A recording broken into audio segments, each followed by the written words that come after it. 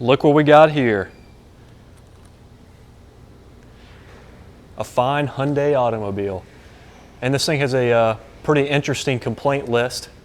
I feel that it's probably going to be a pretty neat video.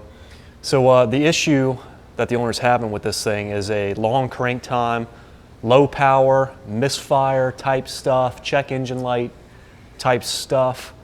So I kind of looked at this a little bit earlier, and really all I did on it was I pulled fault codes, and what I found was a P0089 fuel rail pressure low fault. So I cleared the codes out at that time pretty stupidly, so I'm not going to be able to show you the trouble code. But that's pretty much all I did. Was I just took a quick look at that, and yeah, on this Hyundai. So let's go to the scan tool and let's see what we're working with. So now that we have the scan tool whipped out, I'm gonna try to read these codes. The check engine light's not on, so I don't know if it's gonna be here. But looks like we got lucky. So this is the code I was talking about, P0087, fuel rail system pressure, too low. And really, this is going to be the trouble code that I'm going to be addressing through the duration of this video. Let's take a look at symptoms. So the easiest one of these symptoms to duplicate is the long crank time. I'm kind of locked in the shop, so I can't take you for a test drive, but what I can tell you is this thing really does not rev out at all. It has extreme low power, but the extended crank is definitely related. So I'm just going to crank this vehicle over, and we'll take a little look at that.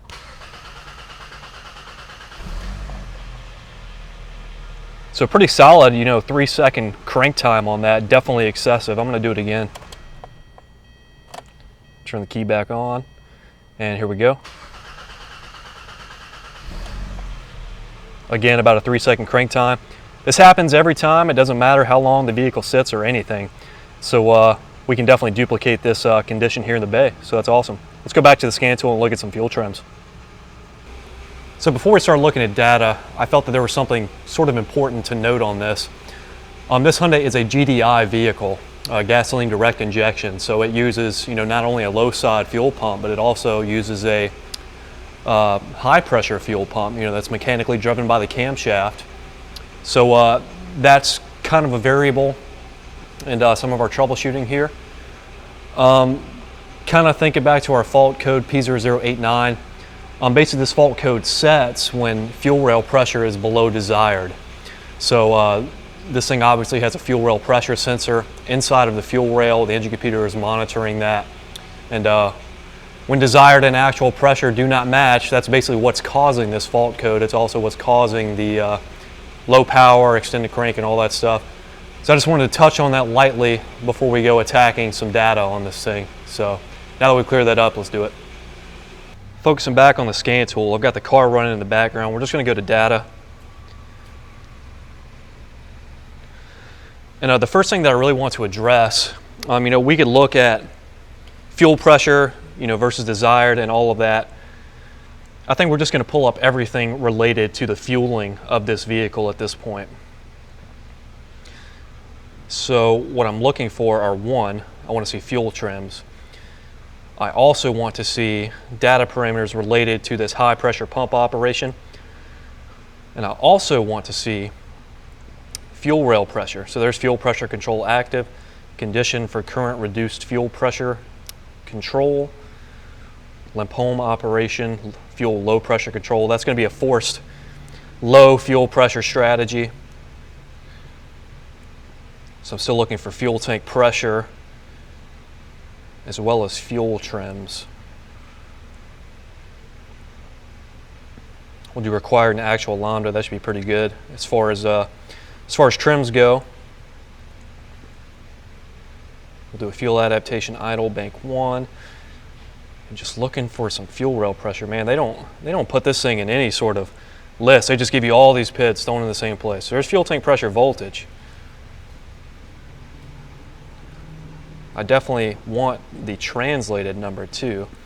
There we go, fuel pressure PSI. There's desired PSI, pretty good there. Another fuel rail pressure voltage one, and a deviation one. Just kind of looking. I think that should be good. That should give us an idea of what's going on here. So let's start with actual lambda and required lambda. So let's watch these data PIDs, and I'm just going to simply raise the engine RPM up real quick and see how these respond. What I probably should have done was pull up some loop statuses to see if we're even in closed loop or not. So I'm just holding this at about 3,000 RPM now. Letting back off.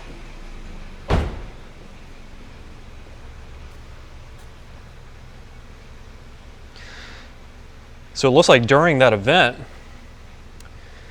you know, our lambda values actually remain pretty normal. That's somewhat strange. I may have to load this or something. But let's kind of ignore that for a second. Let's look at our fuel pressures. So here's our set point, and there's our actual 72.3 psi.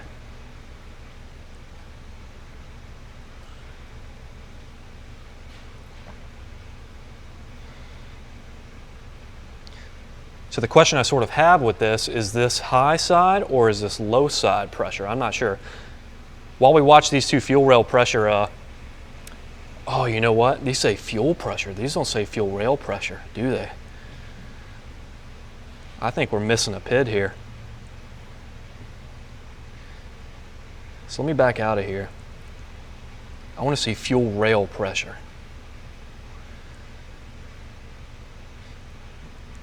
That looked like it just said fuel pressure. That would imply that that's the low side of the system. I mean, we still want to be worried about that one, but I definitely want my rail pressure too. You guys holler out if you see it, because I'm not seeing it yet.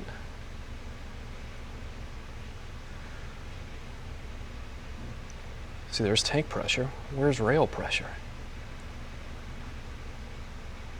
Fuel pressure.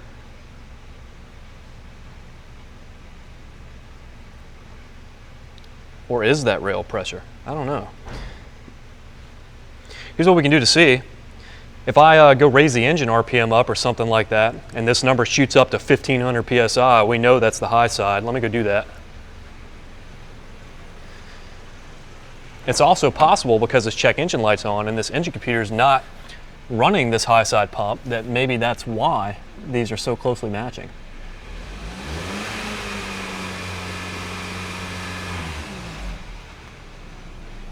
So I just raised it to 3,000 RPM. I just want to see if we saw any change here.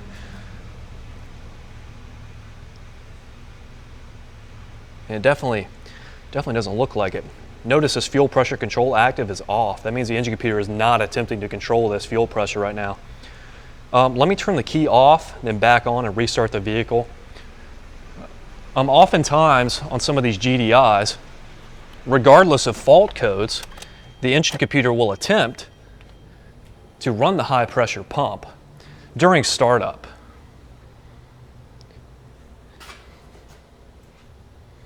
Yes, this is just a key on view here. Fuel pressure set point is 926 psi. So that sort of confirms that. During the initial crank of this number should remain pretty high until the computer goes back into that default mode.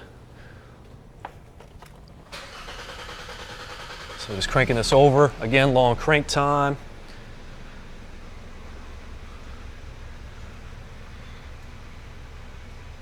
See, here we go. So the set point, 670 psi, that's what the engine computer wants this thing to be at. We can see by our fuel pressure control data parameter is being on. The engine computer is attempting to control this high pressure fuel pump at this time, but it's not able to. And we just saw the fault happen there. Our fuel pressure control went to off. Our set point went back to 72. That's what the engine computer wants, is just to run off the low side pressure. And we see their low side, or excuse me, our rail pressure is still 76 pounds. Something a little odd. Well, like when we turned off there, this thing went up to 1,288 pounds. Before that, we were at 57 pounds. I believe the spec on this vehicle is right around 65 pounds. But as we can see, we're not really building any high side pressure on this system. This high side pump is not working. The engine computer is attempting to control it. So I think our next step needs to be, let's go kind of look at this thing, see what we're working with, and determine how we want to test it. This is the unit we're going to be attacking. This is the high pressure fuel pump for this vehicle. If we take a look here, we have this plastic hose. That's the low side fuel pressure feed to this thing. This electrical connector here, that's the fuel rail pressure regulator solenoid control. It's controlled by the engine computer. And this metallic hose right here kind of comes down, goes under the intake manifold, and that's what actually feeds the rail. The fuel rail pressure sensor is going to be under there somewhere. I'm not too certain where. So as far as troubleshooting this thing and kind of what I'm thinking, there's sort of two sides to dealing with a GDI fault when you're talking about low pressure, low high side pressure, something like that. Really, before we can truly focus on the high side of the system, we need to verify that the low side is good. One thing we do know is that the low side pressure on the scan tool matched desired when the engine computer put this thing in its sort of default strategy mode where it was no longer controlling the high side pump. And that suggests that the fuel rail pressure sensor is accurate. We also saw it sort of respond to different conditions like turning the key off and stuff like that. But to verify that, I'm not going to hook a fuel pressure gauge up. We already have one on the vehicle in form of the fuel rail pressure sensor. What I'm going to do is I'm going to print a diagram of the low side of this fuel system, and I'm going to disable it, and then I'm going to monitor that data PID, fuel rail pressure data PID, while I crank the vehicle over. And really what we should see is we should see that sensor drop to 0 PSI, and that confirms that that sensor is reporting accurately. After we know that, after we know the low side is good, the low side is accurate, then we'll focus in on the high side of the system and see what's going on with it. Taking a look at this fuel pump, it receives power from here, this fuel pump relay. It's in the underhood fuse block, this EMS block, according to this thing. So to disable this pump and check this fuel rail pressure sensor for accuracy, I'm just going to yank this fuse out, or maybe this relay. So let's see, let's pop this lid off. Should just be squeeze and pull. Squeezing and pulling is not working. There it goes. Okay, so I'm looking for either the fuel pump fuse or the fuel pump relay. Holding this thing in this orientation, it looks like this is the fuel pump relay. So I'm just going to yank this out. Now our fuel pump shouldn't run, so we're just going to go back to the scan tool, look at that fuel pressure data PID, and we're going to crank it and make sure it goes to 0. Got the key on, we're just looking at those data PIDs. Fuel pressure set point, 926 PSI. Fuel pressure actual, 1,287 PSI. That's a little weird seeing as how this high pressure pump wasn't running. But now that our low side is disabled, I'm just going to crank it over, and really what I want to see is this fuel pressure data PID drop to 0. I'm just going to crank it up. Not sure if it's going to start. Pretty funny, it started right up. And the vehicle just stalled. It's like we're hanging around 70 pounds on the fuel rail pressure sensor. Let me start it, crank it again, crank it some more. We'll start and stall there. Another start and stall. I'm gonna do it one more time. Yeah, another start and stall. I just want to see this number drop pretty low, close to 0 while we're doing this. Looks like it got down about 25 pounds. I'm pretty happy with that. This sensor's made to work, almost, up to around 2,000 PSI. So a little bit of inaccuracy here at the bottom of its range. I'm not too concerned about that. I'm going to put this I'm going to put this relay back in and then restart it, and we'll see what happens.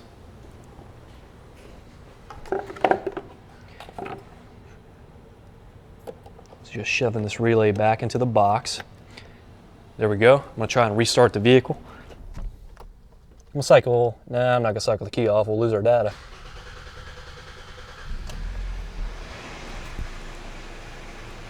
So that's the vehicle running again.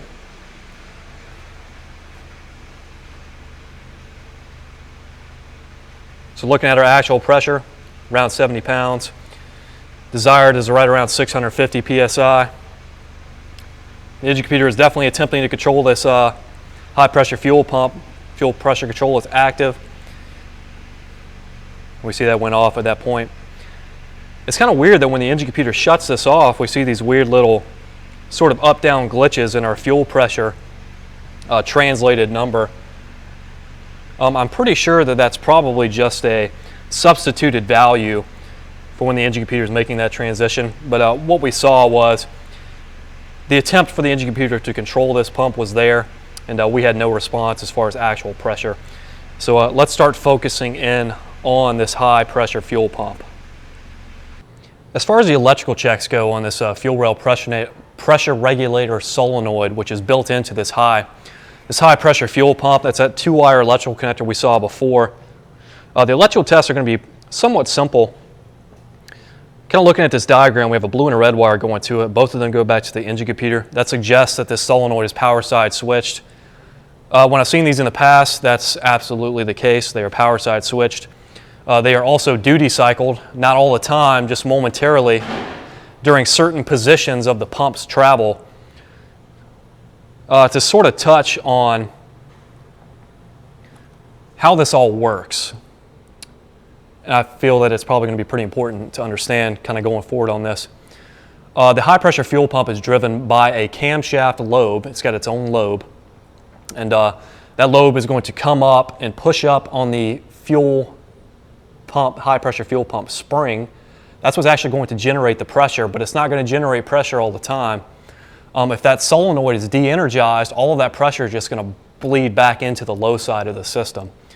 The engine computer is going to energize that solenoid at very specific times in order to pump high side pressure into the fuel rail. The way it does this is based off of cam and crank correlation, cam and crank position. It knows where that lobe is, and it's really only going to energize that solenoid at certain periods where that lobe is actually pushing up on that pump. So there's a few things we have to worry about when we're talking about the pump. We have to worry about low side fuel pressure. We already verified that that is good. Our fuel rail pressure sensor appears to be accurate, so we're not really worried about the low side pressure. It's there. Spec on this vehicle, because I don't think I covered it yet, 65 pounds. Us hovering around 70 pounds, we're not worried about it. So we're worried about two things. We're worried about, one, the electrical portion of the fuel rail pressure solenoid, fuel rail pressure control solenoid. That's that 2-wire connector on the high pressure fuel pump. And we're also worried about the mechanical portion of the pump. Does this engine have a timing problem, perhaps? Is that cam lobe ground off, perhaps? Is that solenoid open high resistance? Those are all things we got to think about. So we'll do the electrical one first. I think the way I want to do that is we'll put the lab scope on it. We'll do both amperage and we'll do voltage on the same screen, and we'll take a look at how this solenoid looks. Something we need to keep in mind doing that, the engine computer is only running this high pressure pump for a little bit and then it's shutting it off after that recognizes this fault that it's seeing here as far as our actual and desired fuel rail pressure aren't matching. So we're going to have to take these measurements after the initial startup of the vehicle before the engine computer cuts off that control. But anyways, let's get the lab scope all set up and let's see what sort of signals we have here. This is the setup for the test we're doing. Just got a T-pin installed in that white wire. I think that's going to be the power side control from the engine computer. Our diagram said blue and red, so a little bit of a discrepancy there, but we're hooked into the white wire for the time being. I've got a inductive current clamp around the black wire. Got it set on a 20 amp setting. I think the solenoid is going to be around 10 amps, not 100%, so we're just going to kind of start with that and see how it looks. Ground lead for the meter is going to a known good ground. Just taking a look at the meter, I have 2 channels up. Glare is a little messed up here. Let me turn this light off. So we've got 2 channels going. Channel 1 is going to be our amp clamp. That's on a 20 amp scale. And Our voltage lead is on a 20 volt scale. As far as screen time, we're looking at about 50 milliseconds here. So that's sort of what we're looking at. So as a baseline, I'm just going to start the vehicle up and we'll stay focused on the lab scope, and we'll collect sort of that startup event because we know the engine computer is trying to run this high pressure pump at that time, and we'll see what we have. So you guys at home have the money shot. You're looking right at the lab scope. I'm just going to start this thing up, and we'll see what this looks like. We might need to do some scale adjustments. I'm not too certain about what we're looking at here. We got a little bit of a long crank time. Vehicle's running. We should have some stuff coming across the screen.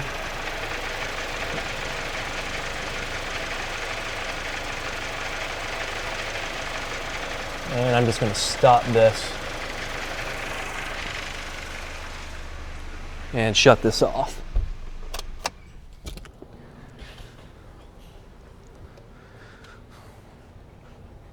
So let's take a little look at this and see sort of what we got here.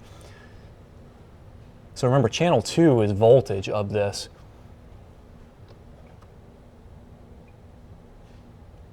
So channel 2 is voltage. It looks like at this point here is where the engine computer actually attempted to turn this solenoid on.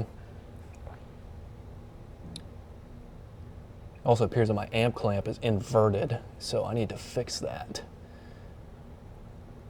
Let's take another capture here. Let's invert this. I think a 20 volt scale that we were on should be fine. I think I'm actually going to drop this time base down a little bit, down to 20 milliseconds. All right, let's see how that looks.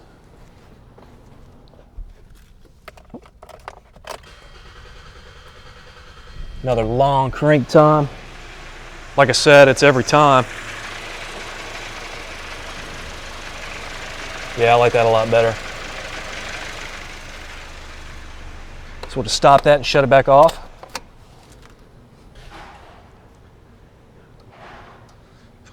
Let's analyze this thing. So I've got a good portion of this capture sort of frozen on the screen, so we can sort of talk about what we see here. We'll start with our current. That's the one up top. So we can see at this point here, we really have no current flow whatsoever. And this is actually the point where this solenoid is being turned on. Taking a look at our current here, looks like it spikes up to around 7 amps or so. And we see some sort of bouncing around here, some sort of very fast duty cycling, I believe. We could take another zoomed in capture to see that for sure. I'm pretty sure this is very, very fast on-off signals taking place here. And then we see our current ends here. Total event time for this appears to be about 27 milliseconds or so. Taking a look at our voltage, so we're starting here at about a 2.5 or so volt line. It looks like a bias line to me. You know, the engine computer is going to use that for fault detection, short circuit, open circuit monitoring, stuff like that. So sort of following this over, we can see at this point here, the engine computer provided a ground to this. So what that tells us is in some capacity, you know, we know that this is the ground side of this solenoid. We know it's not the power side. So we need to take another measurement on the other wire for certain. But we can see a ground was supplied here. We see some sort of oscillations going on here. Again, I believe that's some sort of duty cycling, very fast signal that's taking place here as the engine computer controls this solenoid. I could be wrong. And then we can see at the end of that event, the engine computer let go of this ground, and we see a electromagnetic field collapsing there. That's what is giving us this high spike. It's kind of cut off at the top of my screen. It's only going up to about 20 volts on this, so I'm not exactly sure how high that goes, but that's typical of a collapsing magnetic field, a high spike like that. So one thing we know, we have around 6 amps of current flow on this solenoid, so pretty doubtful that we have a power and ground issue or a corrosion issue or anything like that wiring-wise on this. I think the next thing I want to look at is I want to move our voltage lead over to the other wire. That should be the power side switch wire of this. And I think for the next capture, I'm going to zoom in a lot more, and maybe we can get a better idea of what actually is occurring in this kind of hashed up area here. All I did was I just moved that test lead over to the, we're now in the black wire now. Our last voltage measurement was in the white wire. So I'm just going to hit record on that again and restart this thing. Actually, before I start it, let's do some quick key on views. Looks like flat line 0 volts there, just the initial key on. I'm gonna move this line up just a hair. There we go. Start it up and see what happens. Long crank time, it's to be expected.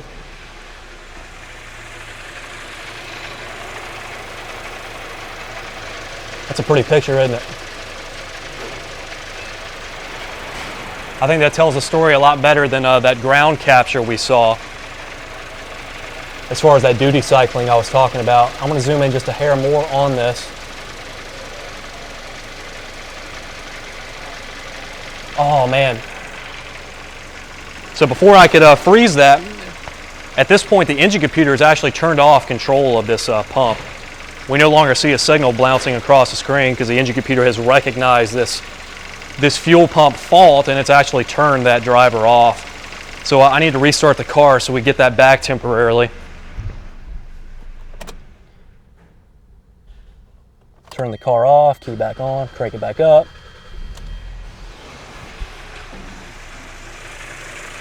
So our control should be back. Yep, it certainly is.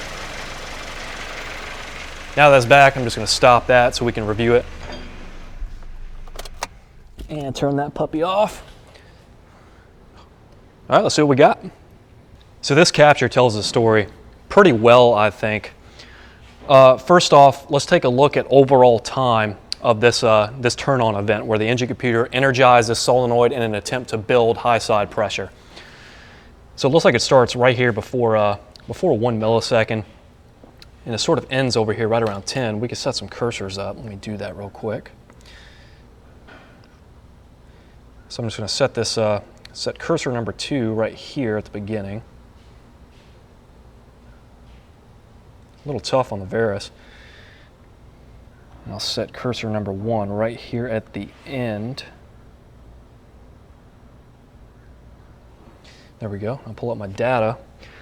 So what I'm looking at here is this delta time, 8.82 milliseconds. So this entire event where this engine computer attempted to energize this fuel rail pressure control solenoid, 8.82 milliseconds long.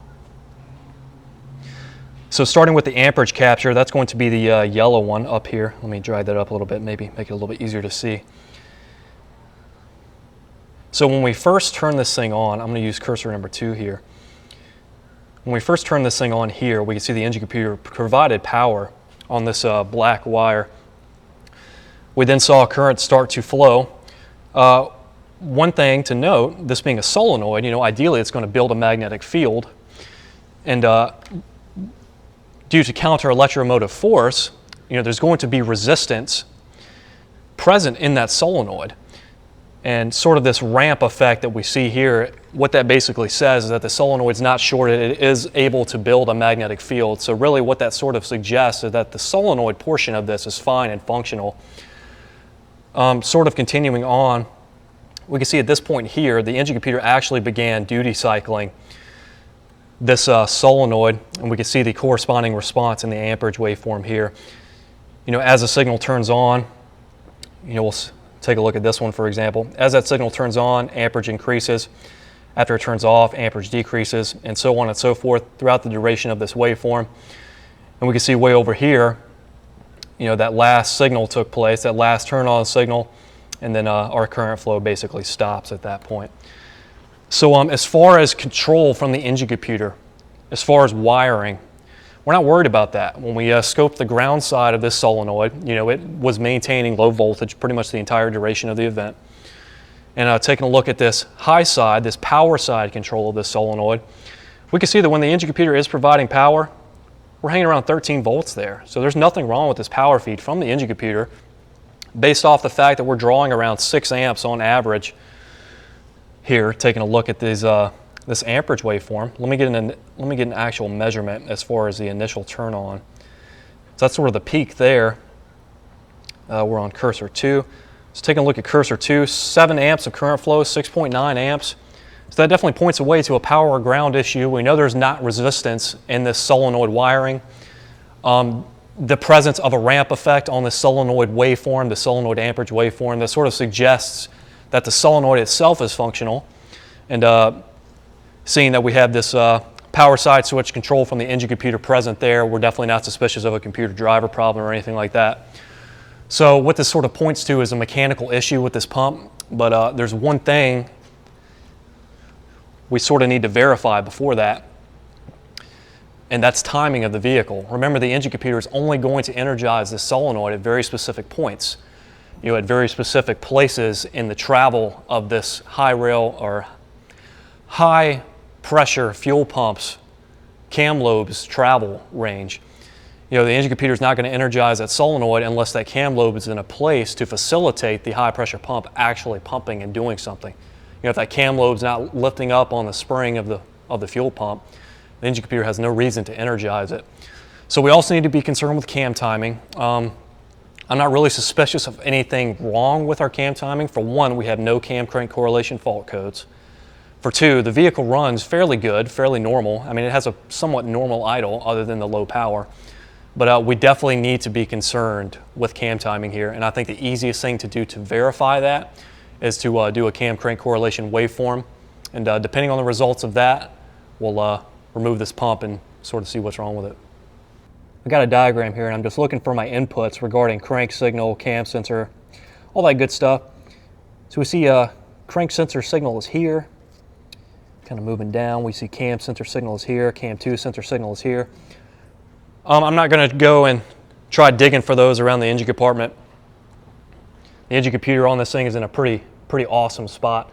So I'm just going to access all of those there and get tied in 3 channels on my Verus, and then we'll check the timing of this. So this is the setup. I just hooked into cam crank, both cams and the crank directly at the engine computer. I've just got 3 channels up here on the Verus. Channel 1 is a crank sensor.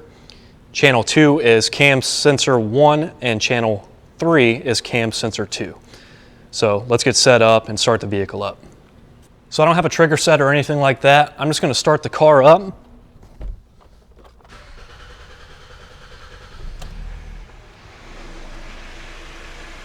These are Hall effects, so we should see square waves here. Again, the blue trace and the green trace, those are our cam sensors.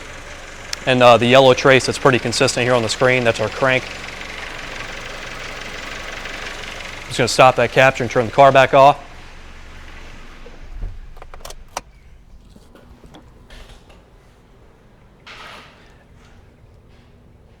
I'm just going to zoom out on this just so we have a little bit more of a viewable area here.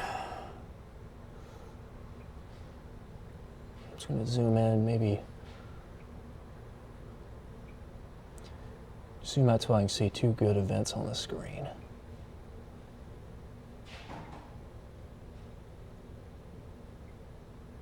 Maybe a little bit more there.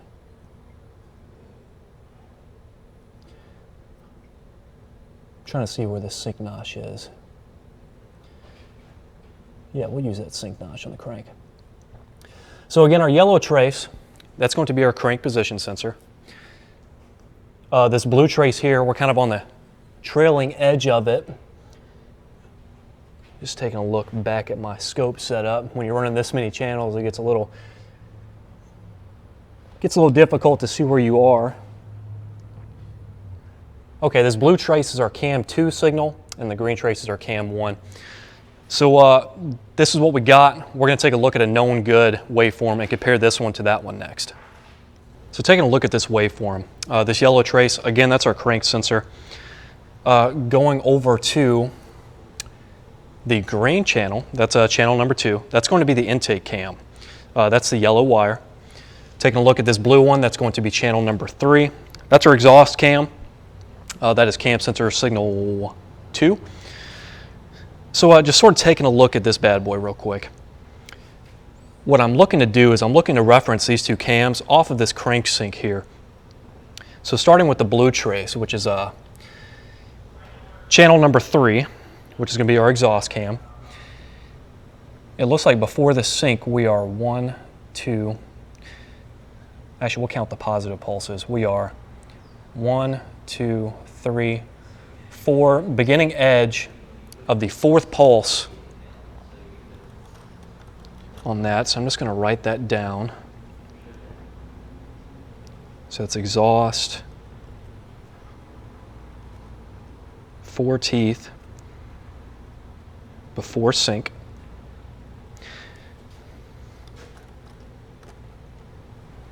Now we'll focus on our intake cam. So I'm going to start at the end of the sync here, and I'm just going to count these teeth over. 1, 2, 3, 4, 5, 6, 7, 8, 9, 10, 11, 12, 13, 14, 15, 16. Looks like 16. Let me drag that down just to make sure. Yep, 16. So the beginning of the intake cam, which is our green trace, is 16 teeth to the right of the end of the crank sync notch. So I'm just going to write that down. Intake 16 teeth after end of sync.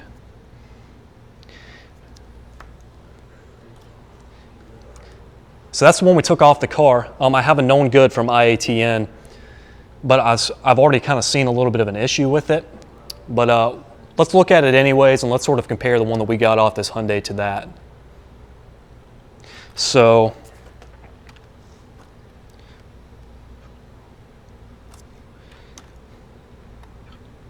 this is the one I pulled off of IATN. If you're not a member of IATN, it's an absolutely great resource. You know, I didn't have one of these known goods just sort of flopping around, and luckily IATN had one for me. So we see here, this is our intake cam.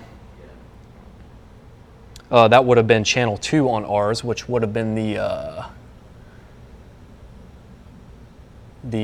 green trace, it appears. And then we see down here this exhaust cam. So if we look here, we're going to count teeth over from where this crank begins on this. Let's see, 1, 2, 3, 4, 5 on this. We had 4 on ours. And we'll do this one over here now. Let me see. 1, 2, 3, 4, 5, 6, 7, 8, 9, 10, 11, 12, 13, 14, 15, 16. So 16 on that one, and I only counted 4 on this one. 1, 2, 3, 4, 5. So I counted 5 on that one. Is it possible that I'm counting this wrong, maybe? 1, 2, 3, 4. No, I'm definitely counting it right, but here's the issue I'm seeing.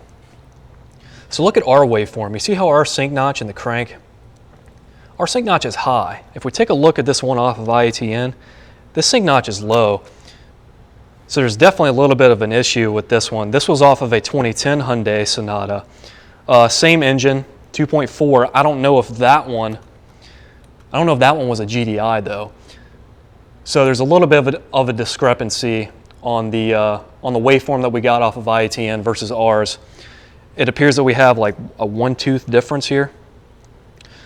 So, you know, that's a little concerning, but then again, that was a different year vehicle, and I don't believe that one tooth on the crank rotation is going to affect our fuel pressure the way that it is. We would still have some high side fuel pressure, and we don't at all. So I'm definitely more suspicious that this is just a failed high pressure fuel pump based off of the cam crank waveforms that we got off of this vehicle.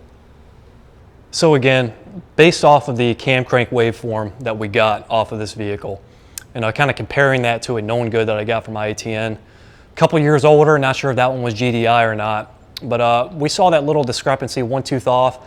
But then again, remember our crank sensor, our signal was high, the signal on that waveform was low. So I'm not too worried about it. I think it may just be a slight difference in crank sensor designs. And as I said before, even if this cam were out of time, just 1 tooth of the crank, one little rotational tooth there, we'd still have some sort of high side pressure.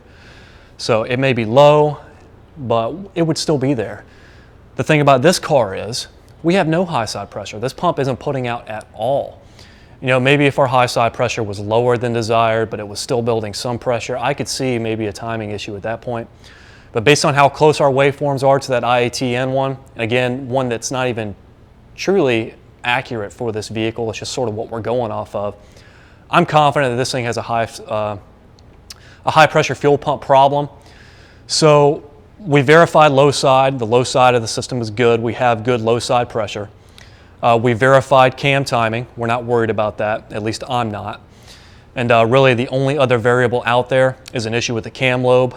One could theorize that if this lobe were ground down or something like that, we'd still have some high side pressure. It would just be lower than normal because the pump's not getting a full action on the spring. I could be wrong on that. I'm not super informed about the internal workings of these high pressure pumps, so that could be completely inaccurate. That's just sort of what I theorize. But based off of everything we're seeing, I'm pretty sure this high side pump is bad. Only thing left to check is the cam lobe. In order to do that, I'm going to need to remove this pump. So I'm going to remove this pump real quick. Definitely a real safety issue here. Make sure you bleed down the high side pressure by disabling the low side. Kind of how we did when we checked that fuel rail pressure sensor first, and then you can crack these lines off safely. But let me get this pump pulled out. We'll inspect it. We'll look at the cam lobe, and then we'll be done with the diagnosis. I've got the high pressure fuel pump removed here, and I'm just doing a quick visual inspection on it. The spring is still intact. Taking a look at the face, it actually rides on its little lifter.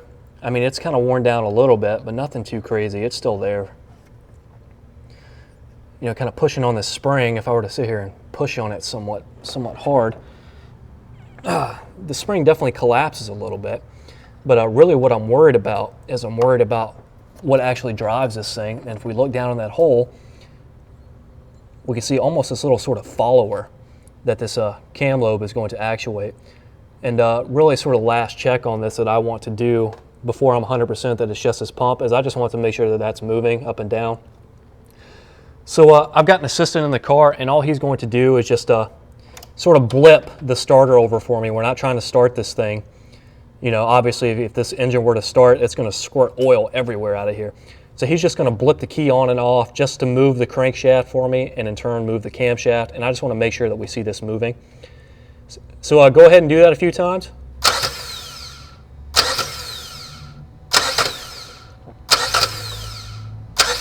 All right, that's good. So as we can see with him doing that, that follower is definitely moving up and down. I was kind of hoping we would see something a little bit more obvious on that pump as far as anything being wrong, but it appears that not the case on this. I'm confident this pump is bad, but just going to have to take my word for it, I guess. So what we're going to have to do is I'm going to need to get a high pressure pump for this thing. That's how I'm going to sell this job. This little stainless steel line right here, that needs to be replaced too. Anytime you break these lines off of a high pressure pump, they have to be replaced. So definitely need to keep that in mind. But that pump's not going to be here today, unfortunately, so it's going to be a few days until I can get that and get it put in. But after I get it all installed and through the magic of video, we'll come back and see what happens. So as you can see by the shininess here, I've got the new high pressure fuel pump installed. I was actually able to get it pretty quick. They actually had it in stock, so I was able to get it. This is the following day. So now that I have that installed, I haven't started the car up yet. Let's get the scan tool hooked up and relook at our fuel pressures and then start it up and see what happens. So just three main PIDs that I'm looking at here. We have the fuel pressure set point. Desired appears to be 1,237 PSI right now. Our current is 62 PSI, just kind of after that key on prime. So I'm going to go ahead and crank it up and see what happens. I expect a long crank time here just because the fuel system was so discharged. Actually not that bad, huh? So fuel pressure control is active. Looks like our actual fuel pressure is hanging around 730 PSI, and our fuel pressure set point is also hanging around 720, 730 PSI. So that's a fix, faux show. Let me raise the engine RPM up a little bit and sort of see how this pressure responds. I expect as I raise the engine RPM up, that pressure is going to increase substantially.